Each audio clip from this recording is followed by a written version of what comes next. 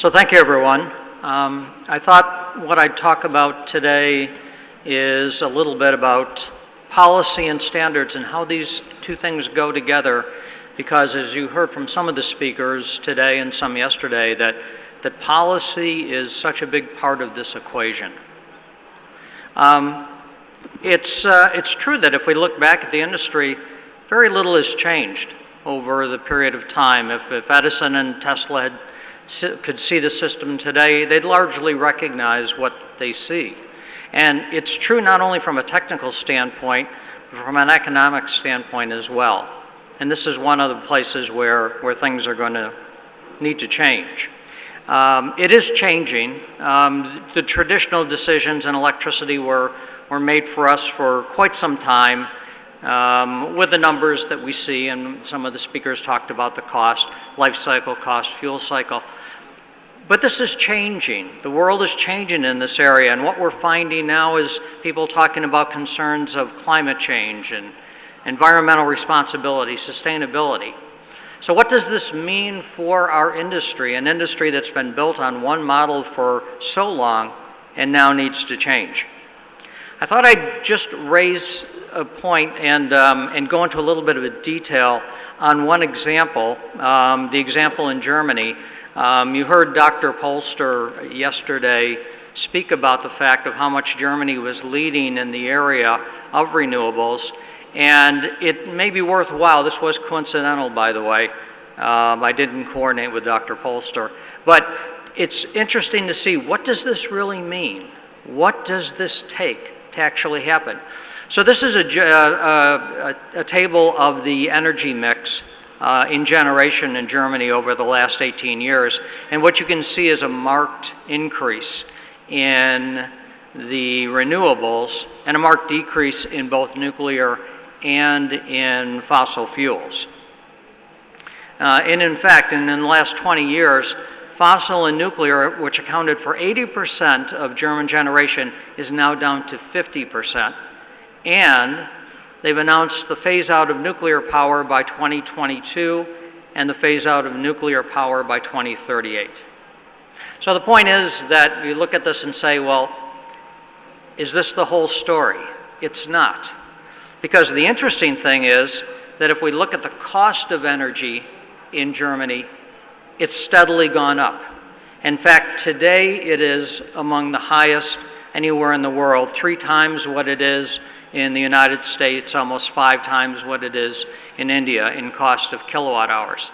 So how does this sustain? How does the policy of a country take this in a direction where the cost of energy goes up? And the answer is in the people, in the customers, and the client, as you mentioned.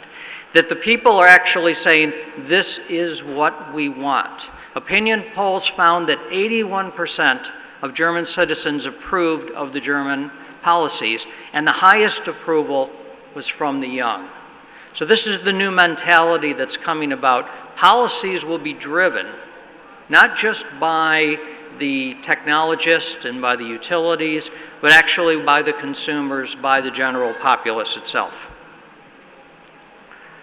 So policy can make changes in our industry that are not possible solely through technology and economics. That model doesn't work that I just showed you based on economics. It works on policy. And in theory, policy can blend the realities of technology and economics with the wishes and the wills of the citizens. But it requires consistency. It requires, to be globally relevant, we need to be looking at this all on the same scale. And for an example of how not to do it, I'm going to show you something from my own country. Hydropower, what is it? Renewable?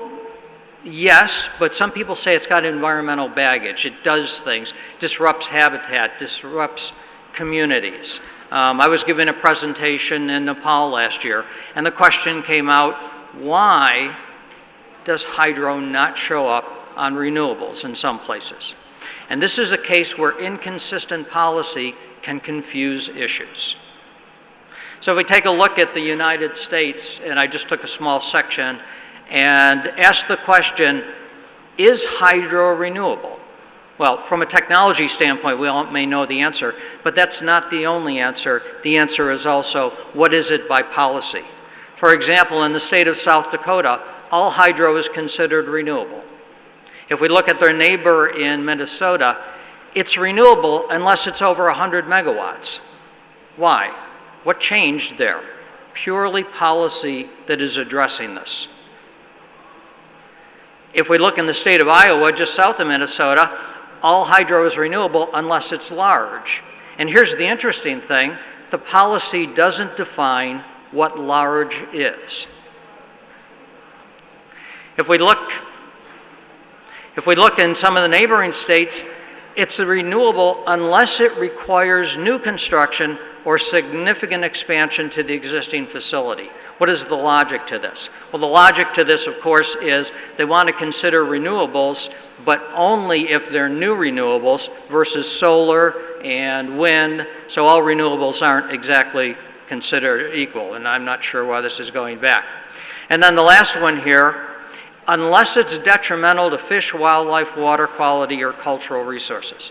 So the point is that policy is actually driving the application of technology. But without consistency, and not just in the United States, but around the world, how do utilities actually deal with this? How do they make a decision and know that that decision is going to be good for the next 5, 25, maybe 50 years? So wise words from about 150 years ago, that policy must rest on public opinion. If it doesn't have public opinion, it will not be sustainable. You can do it for a while, but then eventually people say, why? This is not what we want. Again, Madam spoke about that we have to ask the client. The client's got to be there. Otherwise, the policies will fall apart. So where does this relate to standards? Policy drives the need for standards, because what standards can do is it either can better refine the policy or it can allow the practical and economic realization of the policy to evolve. In fact, we can see one need for standard right now. How do you define hydro? What definition should there be in hydro?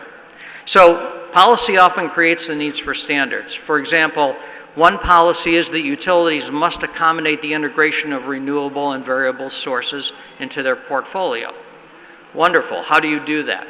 If every time a renewable resource tries to connect to the utility, it requires a new negotiation, a new technical engineering solution, new communications, every single installation suffers.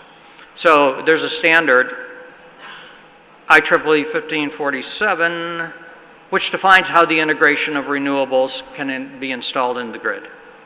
Policies must continuously improve the area of safety and reliability. So National Electric Safety Codes and other codes define how that'll be met. And this is key too, because today we're in a global economy.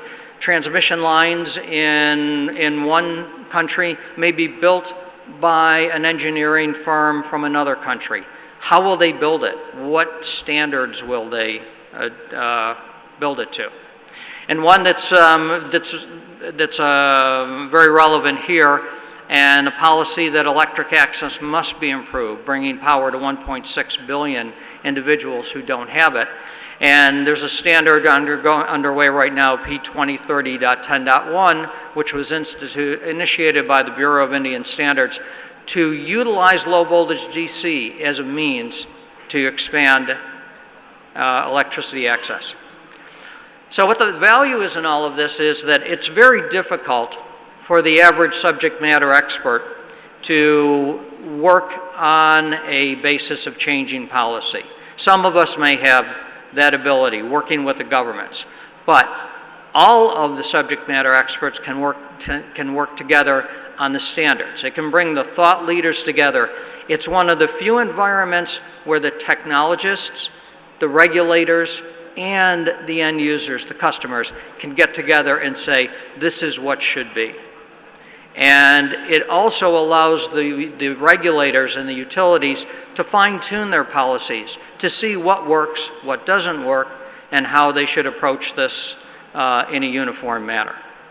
So with that, I know that we're standing between you and lunch. I'm going to skip along, but there is in the presentation a list of some standards you might want to consider. Thank you.